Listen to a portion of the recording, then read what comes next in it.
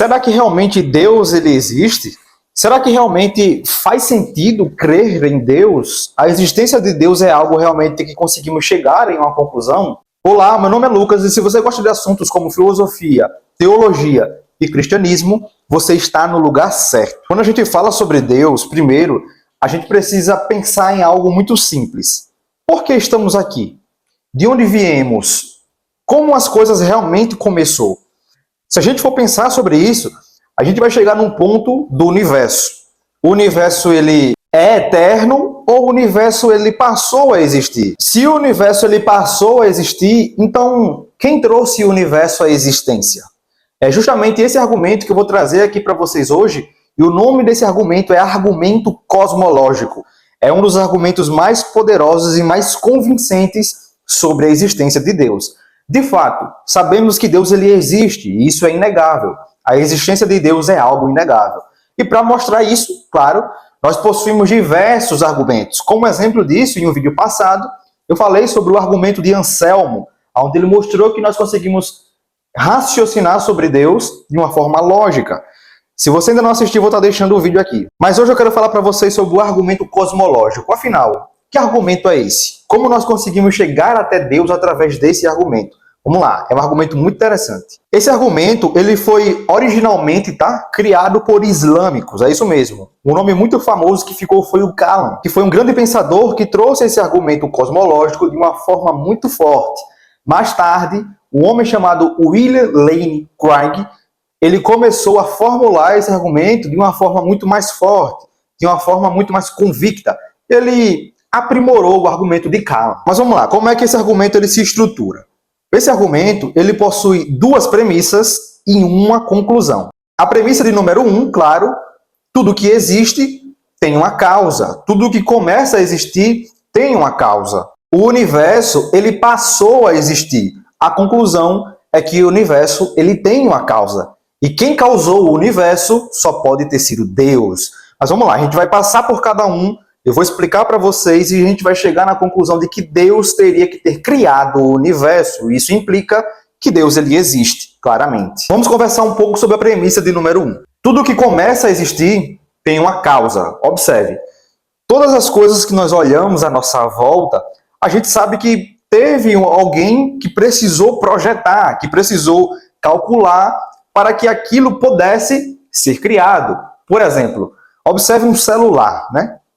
O celular ele é um mecanismo muito completo que permite a gente ligar, acessar as redes sociais, ter a internet. Observe como esse celular ele possui muitos traços de uma inteligência por trás. Só uma inteligência seria capaz de criar um celular. Logo, nós chegamos à conclusão de que o celular ele possui um criador.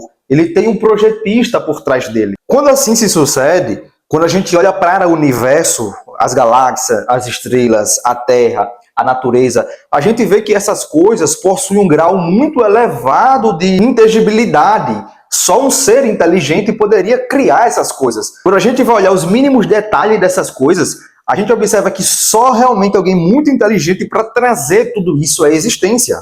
Até porque o nada não faz nada. Então isso aqui é óbvio. Tudo que começa a existir tem uma causa. Eu desafio você. Você consegue pensar em uma coisa que existe mas que não tem causa?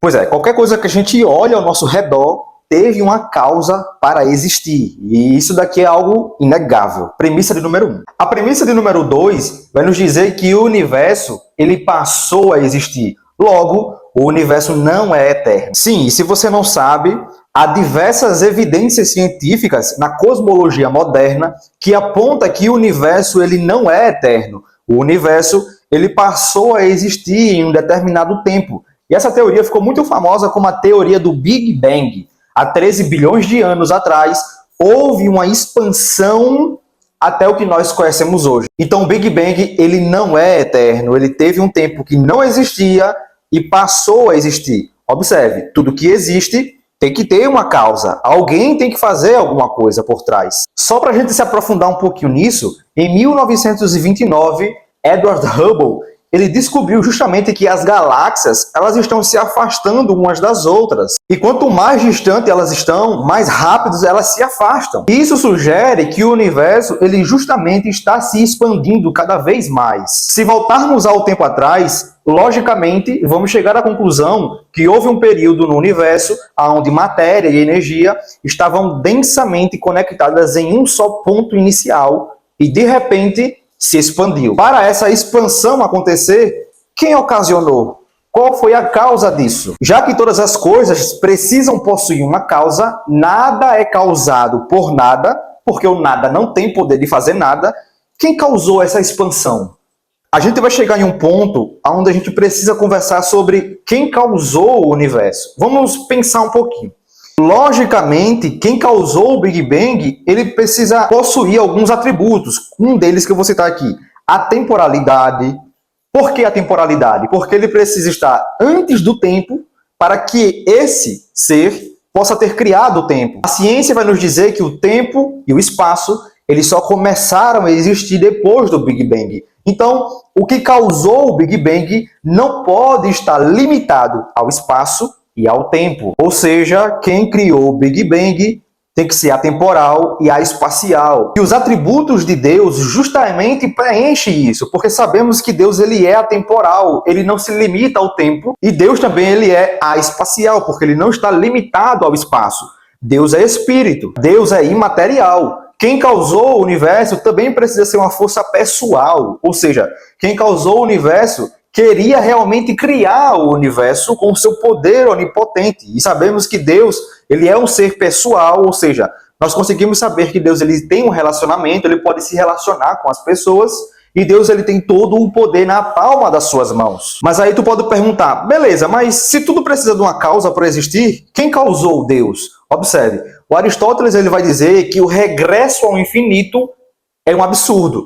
Se a gente falasse que algo criou Deus, então o que criou Deus, na verdade, é Deus, entende? Então, quando a gente chega em Deus, definitivamente, a gente vê que Deus ele é eterno, faz parte de um atributo de Deus, a eternidade. Deus ele não precisou de nada para existir, porque a existência é o próprio Deus. Enquanto as outras coisas precisam de outros agentes para existir, Deus, ele é um ser absoluto. Todas as outras coisas são contingentes. O que é uma coisa contingente? Uma coisa contingente é algo que necessariamente precisa da outra para existir. Por exemplo, eu sou um ser contingente, porque eu precisei da minha mãe e do meu pai para existir. E assim são todas as outras coisas. O universo, o Big Bang e as galáxias são seres contingentes, porque em um momento essas coisas não existiam e passou a existir.